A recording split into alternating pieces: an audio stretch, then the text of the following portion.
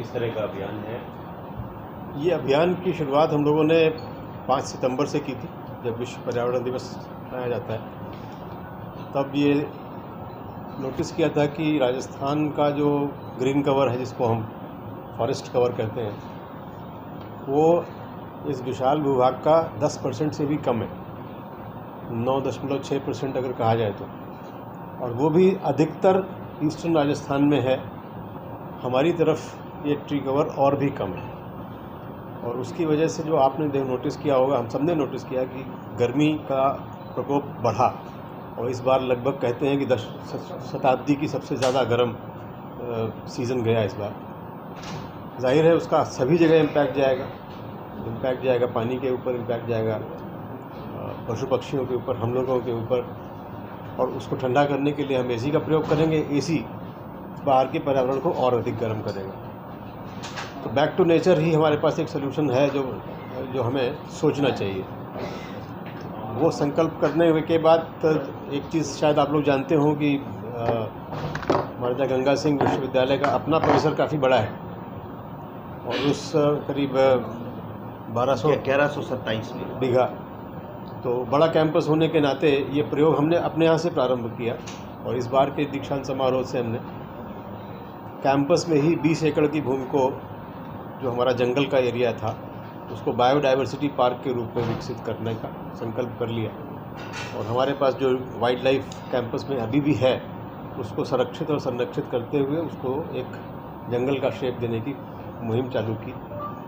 और उसी दिन हम लोगों ने ये संकल्प किया था कि इस वर्ष बरसात होते ही हम पूरे परिसर में 11,000 वृक्षों का आरोपण करेंगे इस बार, जिसकी शुरुआत हमने 5 से सिंबॉलिक की थी, क्योंकि आप जान रहे हैं 5 को बहुत ज़्यादा गर्मी थी और उस समय वृक्षों का बचना लगभग असंभव था।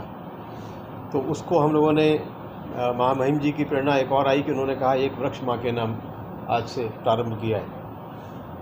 आज 11 को ही है। उससे लेकर हम लोगों ने ये देखा कि 15 से 30 जुलाई तक एक पखवाड़ा मनाया जाएगा, जिसमें व्यापक स्तर पर हर महाविद्यालय से ये आग्रह किया गया है कि आप जितना हो सके, संख्या तो हमने उनको ये दी है कि एक विद्यार्थी एक वृक्ष। ये अगर हम संख्या करते हैं तो हमारे ही अपने संभाग में, हमारे ही अपने विश्वविद्यालय के कैचमेंट एरिया में 5 लाख वृक्ष लग सकते हैं। और वो इम्पैक्ट देगा। 1-2 पेड़ गार्डन में लगाने से इम्पैक्ट कभी नहीं आएगा, वो कार्बन फुटप्रिंट पर कोई असर नहीं डालता।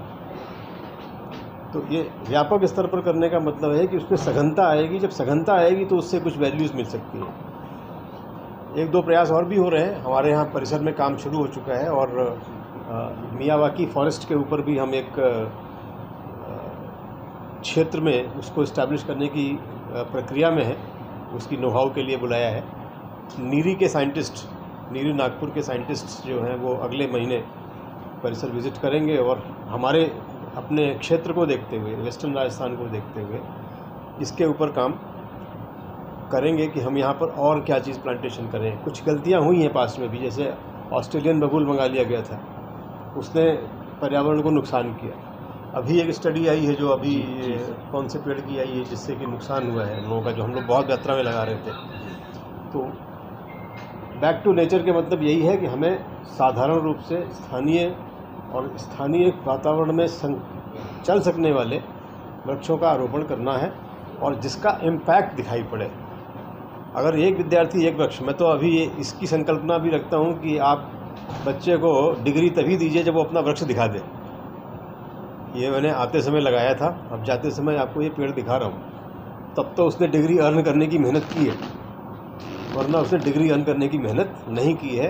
ये भी संकल्पना अभी इसके लिए मोटिवेट करेंगे। और बाद में आके कई विश्वविद्यालयों ने इसको कंपलसरी भी किया हुआ है। अपने यहाँ साउथ में कई विश्वविद्यालयों ने कंपलसरी किया है कि आपने अगर पेड़ नहीं लगाया है तो आपने समझ लीजिए कि नॉन क्रेडिट कोर्स वाला है ना, वो आपने पार नहीं किया। बजाय इसके कि हम पर्यावरण की परीक्षा एक कराएँ, जो इसे कराते हैं, सबको पास करना पड़ता है, जिसमें जनरल एनर्जी की परीक्षा कराएँ, उससे अच्छा है कि एक पेड़ लगवाएँ और उस पेड़ का संरक्षण करके दिखाए, तो बच्चा उसको अर्न कर सकता है। ये भी एक व्यवस्था सोची जा सकती है। पेड़ों के पीछे इसलिए ज़ोर ज़्यादा है क्योंकि ये अपनी बायोडाइवर्सिटी का मूल है, उससे ही सब कुछ चलना है। हमने बहुत व्यापक स्तर पर वनों को काटा है, इसमें कोई शक नहीं है, और उसके परिणाम भी भोग रहे हैं। अब जितना बचा है हमारे पास उसको कितना गहरा कर सकते हैं। वेस्टर्न राजस्थान के पास सबसे बड़ा एडवांटेज है कि हमारे पास भूमि है, जो ईस्ट के पास नहीं होगी, जो और प्रदेशों के पास नहीं होगी। हमारे पास भूमि की कमी यहाँ नहीं है, बट हम यहाँ चलने वाले वृक्षों को जितना सहजता से लगा पाएंगे वो एक काम हम इस प्रकल्प के माध्यम से कर रहे हैं। एक काम हम और कर रहे हैं जिसमें आप लोगों का सहयोग, खासतौर से तरुण जी आप लोगों का सहयोग चाहिए होगा। विश्वविद्यालय, अपने महाविद्यालय की ओर से भी आप थिंक टैंक कर सकते हैं। ये पहली बार हो रहा है कि विकसित भारत 2047 की जो परिकल्पना प्रधानमंत्री जी ने दी थी, उसकी परिकल्पना के साथ साथ विकसित राजस्थान 2047 की भी परिकल्पना आई थी।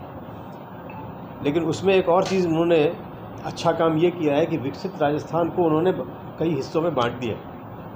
तो विकसित पश्चिमी राजस्थान की एक यूनिसेफ के साथ एक 2 दिवसीय बैठक 23 और 24 को इस बार हो रही है, जिसमें कि अगले 23 वर्षों के लिए इस एरिया के लिए उन 10 पैरामीटर्स के ऊपर क्या योजना बननी चाहिए ये यहाँ के लोग तय करें और वो सरकार को सौंपें। बजाय सरकार हमें बताए, हम सरकार को बताएं कि यदि ये होगा। और उनमें सारी 10 चीज़ें हैं, वो जो हमारे सस्टेनेबल डेवलपमेंट गोल्स जिनको हम कहते हैं, उनमें सारे ही हैं।